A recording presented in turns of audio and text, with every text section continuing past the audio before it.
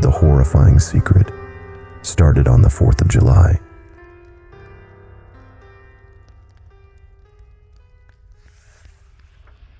In every neighborhood, on every street in North America, there is that one person who just doesn't fit in with the rest. Sometimes they are an elusive recluse that rarely ventures much further than the mailbox. Sometimes they are a grumpy senior citizen who seems to hate all things fun. On my street, that person is Mr. Thomas. He is an elderly man who is always found either in his home or sitting on his back porch. He detests people even stepping a foot on his property and has been known to threaten civil action against those who antagonize him. If you ever had the police show up on a noise complaint, you can bet Mr. Thomas made that call. If your ball or frisbee went over his fence, then you might as well kiss it goodbye because you are never going to get it back. This caused all the children of our street to fear and despise him. He was the grumpy boogeyman of Wilson Street. It is sad, really, because us older children remember a time when none of that was the case. When I was a boy, Mr. Thomas was the sweet old man from down the street. Whenever you walked by, he was always on the front porch with a smile on his face, ready with a friendly wave and a pleasant hello. Mrs. Thomas would always have treats on hand, and nothing could beat her homemade gingerbread cookies. When it came to Halloween and Christmas, no one went more all out than the Thomas house. They were the shining jewels of the neighborhood and beloved by all. That was until 6 years ago, when everything changed. It was a pleasant 4th of July evening and everyone was coming back from the fireworks. We could hear a series of loud cries coming from the Thomas house. My parents and I rushed over to find Mr. Thomas sitting on his back porch with his face covered in tears. My parents asked what was wrong multiple times, and he just kept repeating the word, "She's gone." It didn't take them long to know who he was talking about, and they rushed in, expecting to find Mrs. Thomas on the floor, having suffered a heart attack or stroke. However, multiple searches of the house turned up empty. They asked him again and again where she was, only to get the same answer of, "Gone." The police came and took over questioning from there. However, they received no better answers than my parents had. After days of questioning and investigation, the police were forced to let him go, having no evidence of foul play. The neighborhood was abustle with rumors and theories about what happened to Mrs. Thomas. The most rational one was that their marriage had been struggling for years until finally she snapped and abandoned him. The other theory that became popular among the children was that he had murdered his wife and buried her body in the woods behind their house. I didn't know what theory to believe. All I cared about was that the pleasant couple from down the street was truly gone forever. My parents said it was just grieving, but Mr. Thomas was never the same after that night. He became a hermit overnight, not wanting to be seen by the public. His favorite chair on the porch became forever vacant, and his garden withered from neglect. When October came, you would not find so much as a rubber bat as a decoration on his door. The Thomas Christmas party that was once treasured tradition was now little more than a memory. It would seem that Mr. Thomas's love of holidays had vanished with his wife. However, the holiday he hated the most was, of course, the 4th of July. If he even heard so much as a firecracker, he would send a call to the police station. For several years, he sent out a petition to ban all fireworks displays in town. Those petitions never saw more than his solitary signature lining its pages. Eventually, he just stopped trying altogether. That was when the wind chime started. Overnight, he seemed to become an avid collector of every wind chime on the market. At first, it seemed promising that perhaps picking up a hobby was the old Mr. Thomas coming back. This was, however, not the case, as his smile never returned. He placed wind chimes on every one of his doors and windows. Some people thought this was his way of getting revenge for the fireworks, as when the wind blew, even a big banger seemed quiet compared to the clangs coming from his home. A few people debated on making a petition of their own, but in the end, no one had the heart to do it. Whether from fear or pity, everyone wanted to leave the old man alone. All that changed this 4th of July. My parents found a movie in my room with X's as the rating instead of PG-13, and as such I was forbidden to attend the fireworks display. I sat in my room, blankly staring at the television, when the strangest thought went through my brain.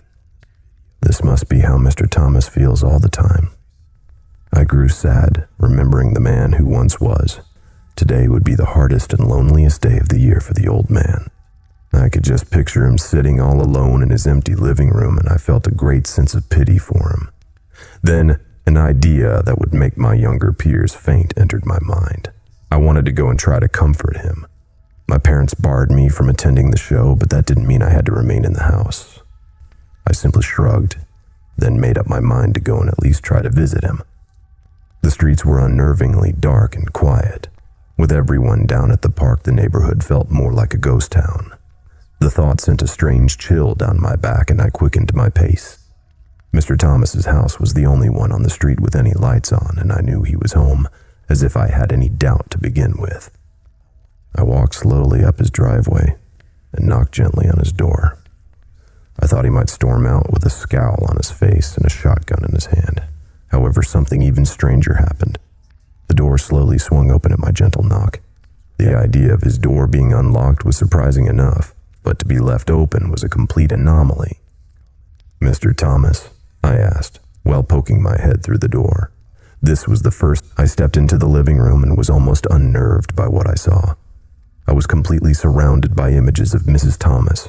Every inch of mantel and table space was covered with framed pictures of her smiling face, and one never would.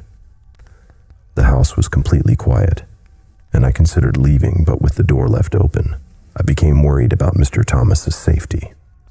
I tiptoed through his foyer. "Mr. Thomas, are you here?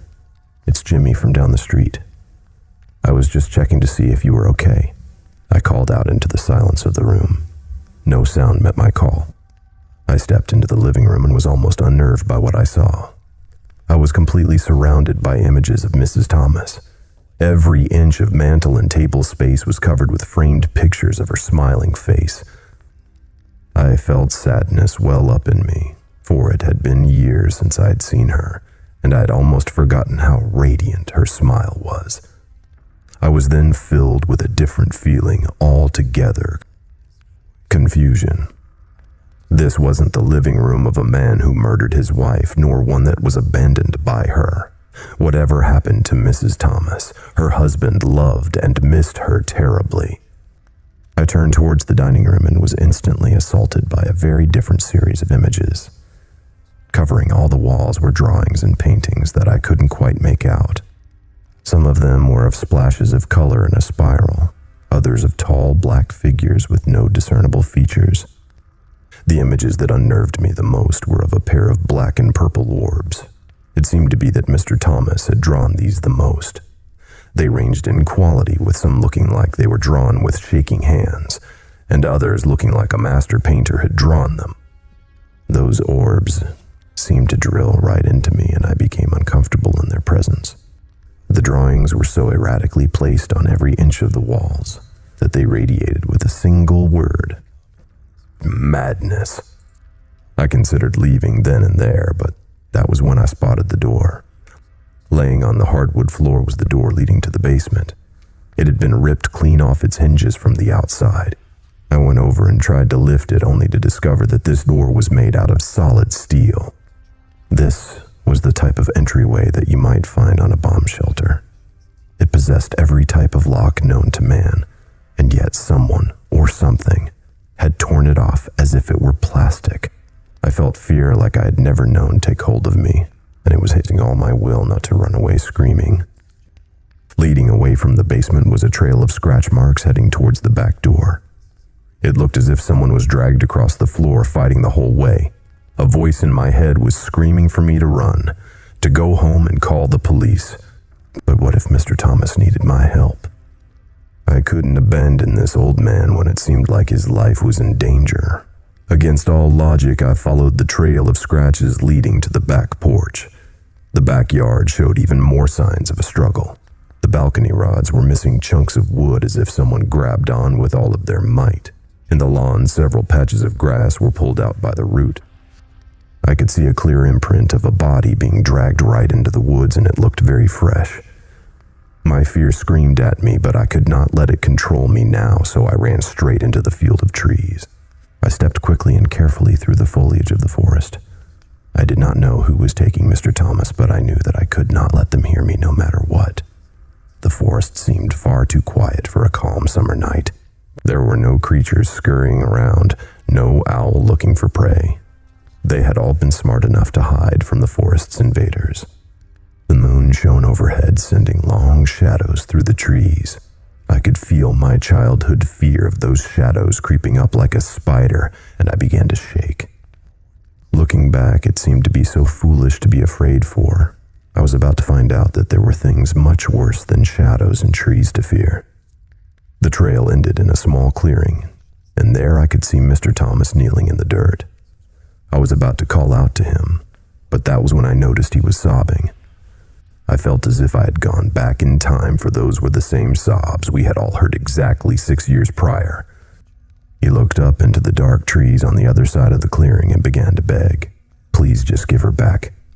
I don't care what happens to me, just give her back, you bastards." I thought for a moment that he may be suffering from a delusion, for we were alone out here. But that was when I saw them, and I had to stifle a scream.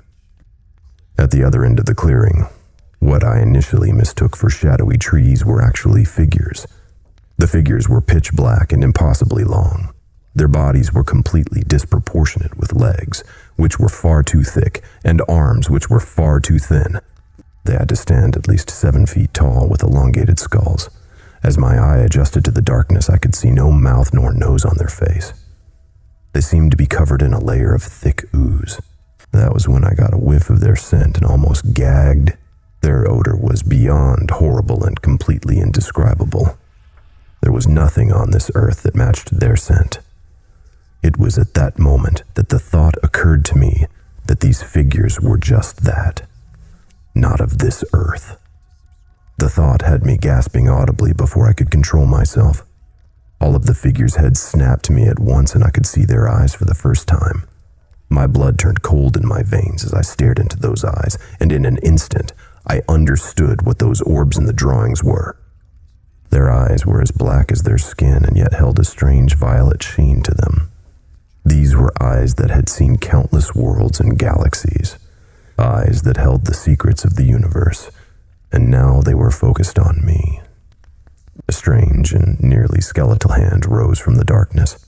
The hand bore only 3 fingers, and each tipped with a bulbous frog-like pad. 2 of the fingers curled, leaving one pointed directly at me. Mr. Thomas turned around and noticed me for the first time. His eyes held fear at first. Then the eyes turned to a look of pure guilt and sorrow. A single tear fell from his left eye, and I knew he was apologizing to me. As if summoned by some invisible force, Mr. Thomas was pulled into the forest so quickly a scream didn't even have time to rise from his throat. The black figures seemed to dissolve into shadows as if they never were. For a second, all was quiet. Then came a mighty force of wind. The blast sent every chime on the house shrieking into a crescendo of deafening music. I was forced to cover my ears to try and muffle the sound in vain. I looked up just in time to see a spiral of blinding color shooting into the sky.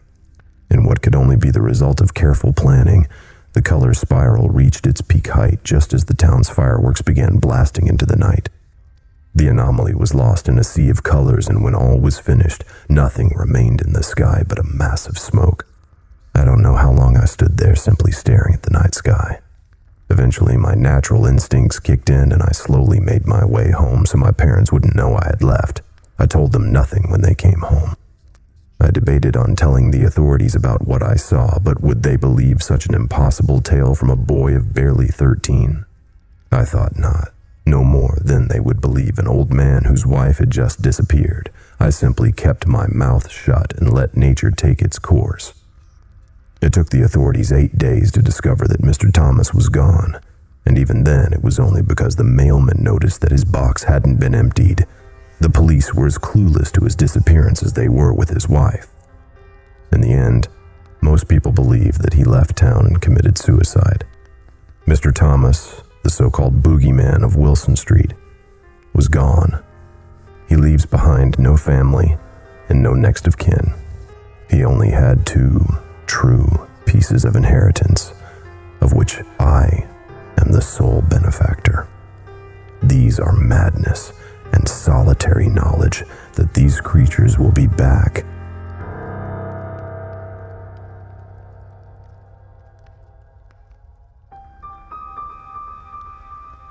Thank you for listening and delving into the dark with me. I would be so grateful if you please click the thumbs up, subscribe, and leave a comment. The more engagement this video gets, the more YouTube will push my content to others, and thus our twisted little community will grow. All stories read on this channel will be available on Spotify, iTunes, iHeartRadio, and many other podcast apps. Links are in the description. Thank you again for listening, and I look forward to hearing from you.